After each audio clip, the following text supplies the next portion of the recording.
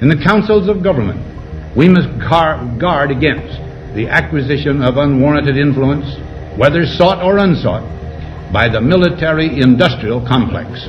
A shadowy government with its own Air Force, its own Navy, its own fundraising mechanism, and the ability to pursue its own ideas of the national interest, free from all checks and balances, and free from the law itself. The potential for the disastrous rise of misplaced power exists and will persist. We must never let the weight of this combination endanger our liberties or democratic processes. There's almost two parallel systems, and there's very little points of intersection between the two, what I call the constitutional government of the United States, and then there's the illegal secret government projects.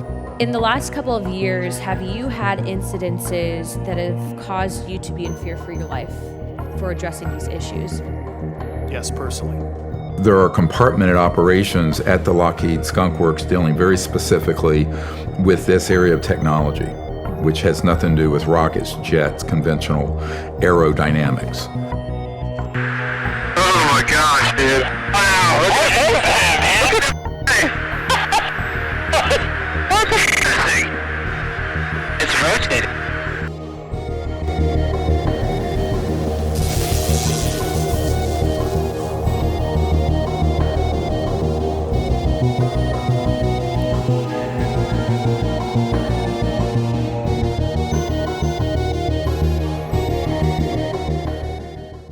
Before we get into the video, I just want to thank you all for the support. I started this channel not even a month ago, and the response has been way more than I ever expected, so thank you. If you enjoy the content, please like and subscribe and let me know your thoughts in the comments.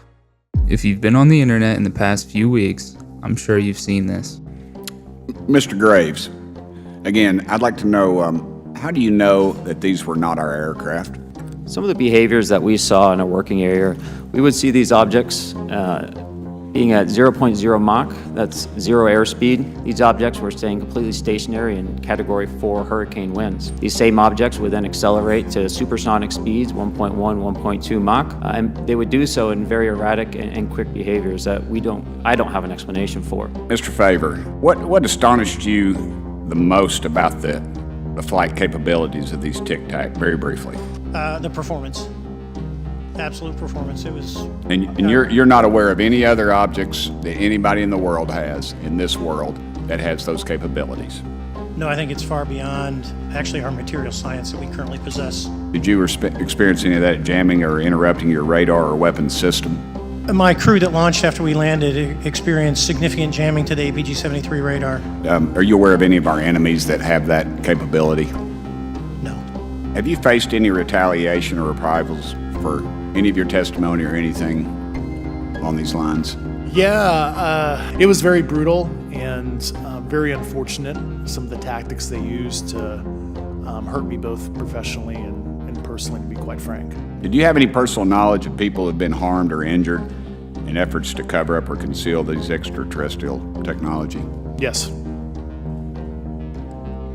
Personally. Individuals from inside the government have come forward to blow the whistle on what the government has been hiding from the American people for years. But what if those weren't actually alien spacecraft and it wasn't actually the government hiding it? Dr. Stephen Greer, founder of the Disclosure Project, has become an expert in the area of UFOs and UAPs. Over the past 30 plus years, he has gathered documents and testimonies from individuals inside the government and government contractors. The big problem with the public and the media is they think you're president, you're chair of this Senate committee and what have you, and that there's this vast conspiracy of these kind of people lying to the American public.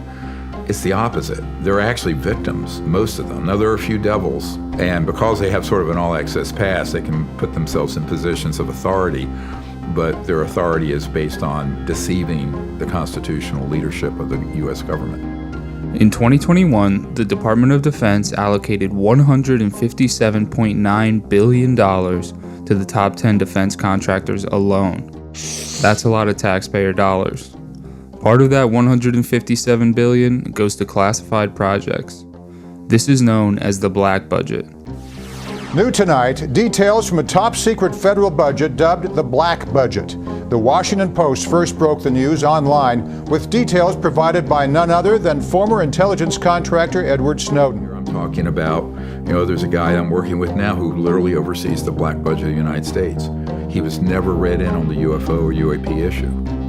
And when he tried to find out, he went out to the Lockheed Skunk Works, he was shown a bunch of these conventional propulsion systems. He was not shown the ones that are the man-made UFOs, that are the electrogravitics, the things that float, boom, 100,000 miles per hour. We audit the Pentagon every year, and I've been here 5 years, and they failed the dadgum thing every year.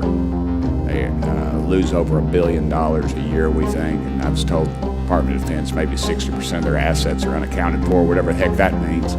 In the public sector, you go to jail for that kind of crap. Using public data from federal databases, Mark Skidmore, a professor of economics at Michigan State University, found that $21 trillion in unsupported adjustments had been reported by the Defense and Housing and Urban Development Departments between 1998 and 2015. That's about $65,000 for every American. In short, the military doesn't know how its budget is being spent. The total military expenditures that analysts so confidently cite are whatever the Treasury Department says they are.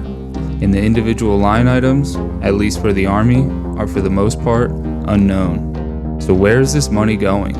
It's going to the defense contractors and their secret programs divisions, like the Lockheed Martin Skunk Works. Well, of course, the Skunk Works, dates back to the 50s and 60s. Kelly Johnson, and then, of course, Ben Rich. Ben Rich was the head of the Lockheed Skunk Works and acknowledged towards the end of his period there that they had technologies that could, quote, take ET home. And also, he said that anything you imagine, we've already done at the Skunk Works.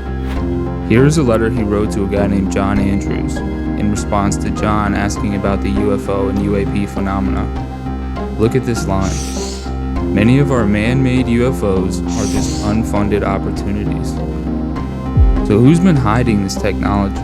If we look at the common connection between all these companies like Lockheed, Boeing, Raytheon, and so on, we see two companies that own a large percentage of controlling interest in all of them, BlackRock and Vanguard.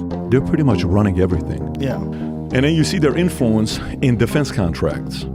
Okay, so we went through a deal. I'm like, let me see if these guys, this ESG, Larry Fink, Vanguard, State Street, if they have any influence on military contract, defense contracts.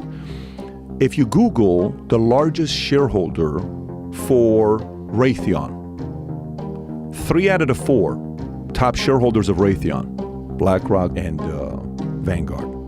It could be top 3 with Raytheon, but I think it's 3 out of 4. If you go look up General Dynamics, if you go look up Boeing, if you go look up, Northrop Grumman, okay? And then you work backwards and you say, okay, how much money is that in what these guys are doing? Two massive companies worth almost $20 trillion combined. That's hard to even comprehend. And it's not just defense contracting. It's virtually every industry in the world, including the media. Look at this. Together, BlackRock and Vanguard own 18% of Fox, 16% of CBS, 13% of Comcast, 12% of CNN, and 12% of Disney. And those are just the big ones. So if you think what is coming out in the media is the truth, it isn't. They want us to believe that these technologies are solely extraterrestrial. They don't want us to know that the UFOs those pilots saw were man-made. They don't want us to have the technology that would free us from the dependence on oil and gas for energy, because they would no longer have all the power. We the people have to wake up, and it is starting to happen. The congressional hearings are just the tip of the iceberg, but it's a step in the right direction. We have to take control of what is rightfully ours as a human civilization and end our reliance on the government to do it for us. If you learned something from this video or just enjoyed the content, please like and subscribe and let me know your thoughts in the comments. Thank you.